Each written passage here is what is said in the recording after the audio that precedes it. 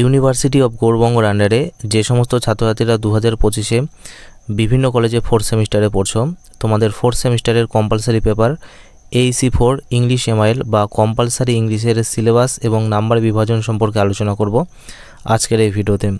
তাই ভিডিওটি তোমরা গুরুত্ব সহকারে দেখতে থাকো। তোমাদের 4th সেমিস্টারের ইংরেজি MIL পেপারের সিলেবাসটির নাম বেসিক্স অফ ইংলিশ ল্যাঙ্গুয়েজ 2। আর এই পেপারে তোমাদের মোট 2টি মডিউল পড়তে হবে। আর এই মডিউলগুলো থেকে তোমাদের ফাইনাল পরীক্ষার কোশ্চেনটি করা হবে।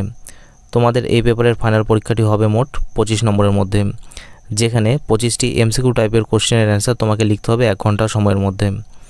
আর প্রতিটি MCQ এর মান থাকবে 1 করে। এবারে তোমরা দেখে নাও তোমাদের কোর্স ডিটেলস টিম।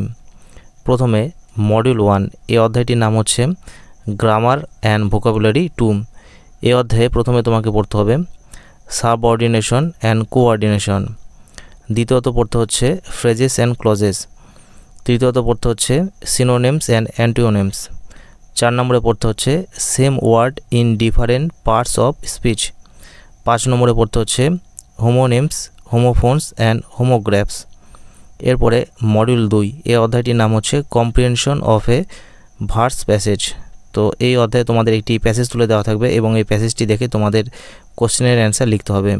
তো যে কোশ্চেনগুলি থাকছে এই অধ্যায়ে সেগুলি হচ্ছে true false, rearrange, question and answer from passage, word meaning এবং টেক্সচুয়াল গ্রামার।